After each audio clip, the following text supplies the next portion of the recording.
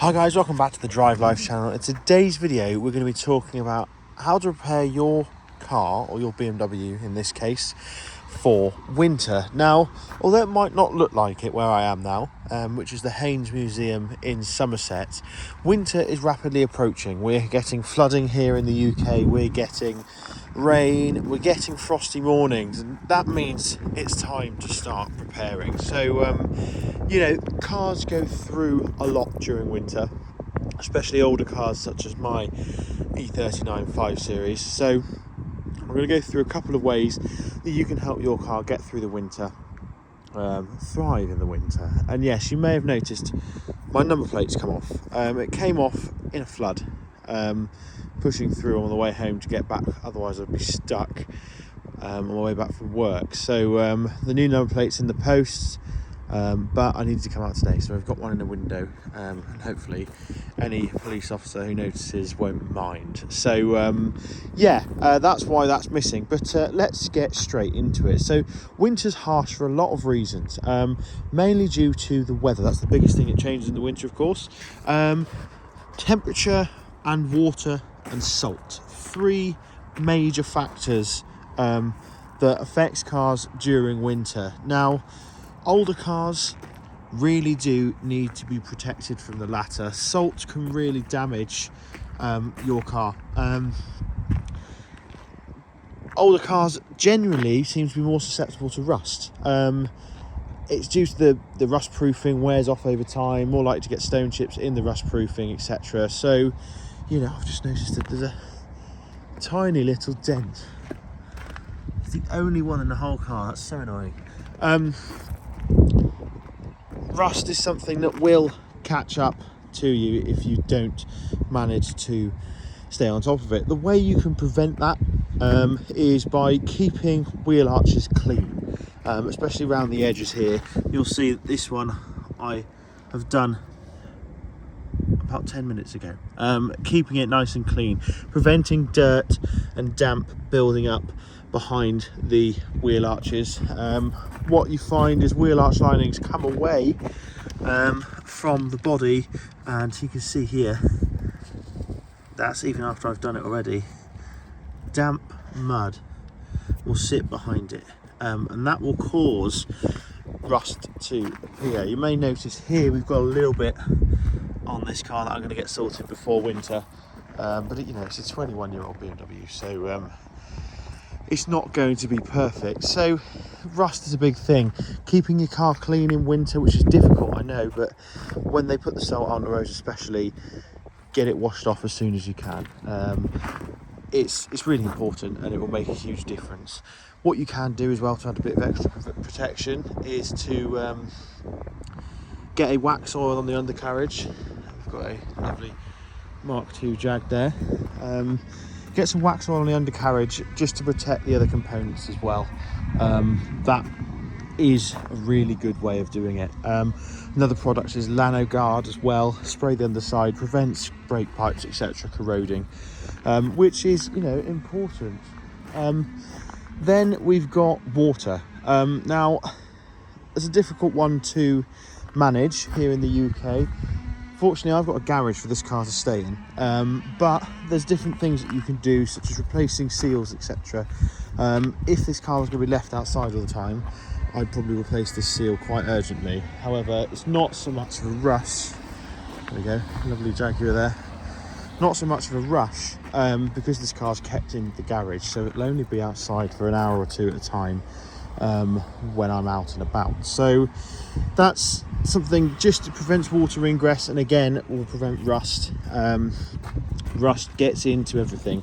Water gets into everything and causes rust even. So that's something to bear in mind. Rubber as well. Tyres, make sure your tyres are up to scratch. These are Michelin Cross Climates, they've got plenty of life in them. Keep your pressures up as well. Tyre pressures dip massively. Tyre pressure is proportional to the temperature. So if the temperature drops by half, then likelihood is your tyre pressure is going to drop significantly as well. So bear that in mind. When the weather starts to drop, keep on top of your tyre pressures, because it will get colder and the pressures will naturally decrease over the winter months. Now, Another thing to take care of is windscreen wipers, especially when the sun's low this time of year. Making sure that these are wiping well and that your washers are working are a massive thing.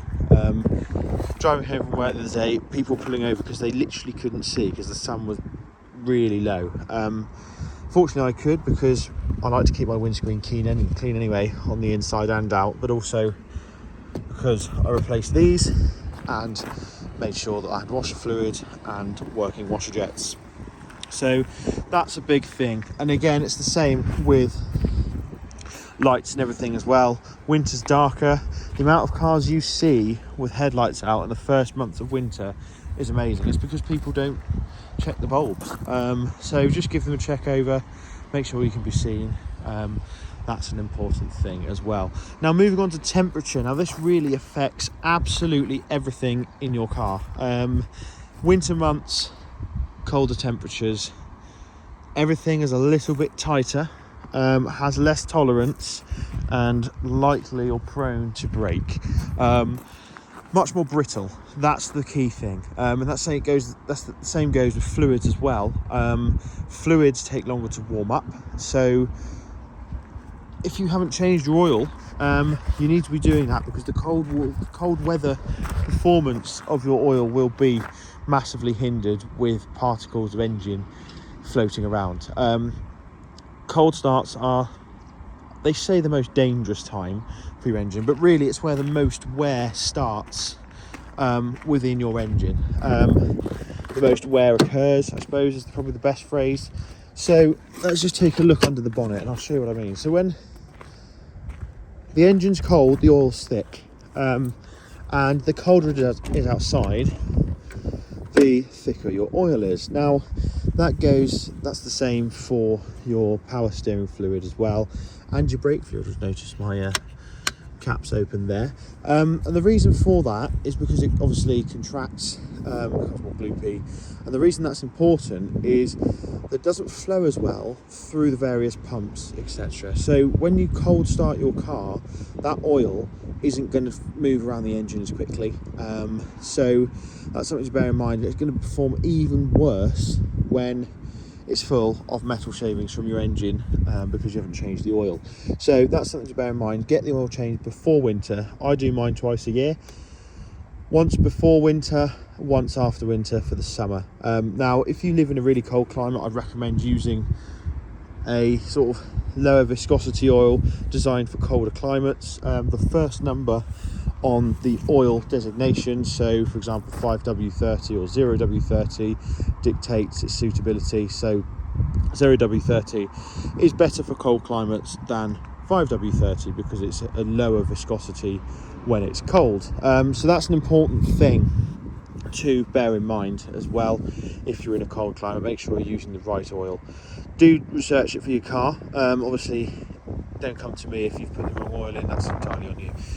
But just bear that in mind. Make sure the levels are topped up as well. You want to give the car the best chance you can. These BMWs are particularly prone to go through thermostats, and the thermostat's really important because it's what dictates the car's running temperature. Now the majority of thermostats, when they fail, they tend to fail open, so what you find is the car doesn't warm up very well. You might struggle to get heat through your heater, which can be inconvenient, but also it has a major effect, because if the car's not running at optimum temperature, it's essentially not running well at all. Now what I mean is your oil isn't up to operating temperature, which means the engine isn't getting the lubrication it requires, which means turbos can start to fail prematurely because the bearings aren't getting the fluid they kind of need. So something to bear in mind on cars like this. Make sure your thermostat's working. The easiest way to tell is if your temperature needle isn't going to the middle and staying there, then its likelihood is you've got a problem. Power steering fluid as well. Power steering pumps, something ridiculous like 80% of power steering pumps fail during the winter months, and again that is because of the fluid. It's more viscous, it's thicker, harder for the pump to work, so make sure your fluid is fresh. Again, another thing, just to make sure you stay on top of. Same goes for brake fluid as well. Thicker brake fluid. Brake fluid absorbs water over time, which is why you have to change it. And obviously, freezing water equals ice, which equals very unpredictable braking. So just bear that in mind as well. And just going back to tyres, make sure your tyres are in good condition. Make sure you haven't got any bulges or anything like that. The rubber will be much more brittle in winter months. I use Michelin's. I've never, touch wood, had a problem with a Michelin. Mrs. DL managed to burst one, but I think that involved a curb. So we'll let Michelin off on that one. But I've driven to the Arctic Circle on Michelin all-season tyres, minus 26, and they performed absolutely fantastically. So yeah, never had any issues really with Michelin's, but most tyres nowadays are very good. So just make sure your tyres are in tip-top nick, because the last thing you want is to be stranded on the side of the road with everyone driving past. It's -5 outside and you're very, very miserable. No one wants that. So those are just a few things you can do to make sure your car is running. One other very important one just before we go: make sure that you have the correct ratio of antifreeze in your coolant bottle. This is a surefire way of overheating your car, is to run it purely on water in the coolant. Now, I'm not going to open this because it's hot, but this car has a very specific grade of antifreeze. You need to make sure the ratio is correct between antifreeze and water. Don't use standard water, use distilled deionized water, so it's got no minerals in it. The reason for that is, obviously, water freezes when it gets cold, and last thing you need is the thing that's meant to be keeping your engine cool and pumped round freezing, which means the engine doesn't get any cooling, which then means, ironically, you overheat in the winter. It's a very important thing that's quite overlooked. Now, this car in particular is quite interesting. It's got a diesel heater fitted to it for cold weather. So in the winter, it will warm the car up for you. Something to check on these is your fuel filters. Fuel filters have a hard time in the winter. They filter out all the crap from your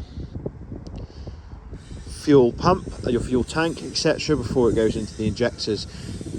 A clogged fuel filter will struggle in winter because diesel, again, is much thicker in winter. Oh, there's a Sea-King helicopter over there. This is a cool place, the Haynes Motor Museum. You'll be amazed some of the stuff. Obviously, I've been in the museum today. Amazing collection. Yeah, so those are a few things you just need to look at to make sure your car is operating as well as it can do. There are other things that are going to rear their ugly head during winter. For example, I'm expecting an air suspension fault on this car because rubber is much more brittle. The airbags, I suppose, are rubber, so you're always going to get issues in winter. Bushings go because they're nice, they're really taut in the winter when they're cold, so just bear that in mind as well, that you may need some bushings, and anything that needs doing needs to be done. But yeah, overall, just keep on top of maintenance, look after your car, let it warm up properly, and you should not have any issues. Thanks for watching. Cheers.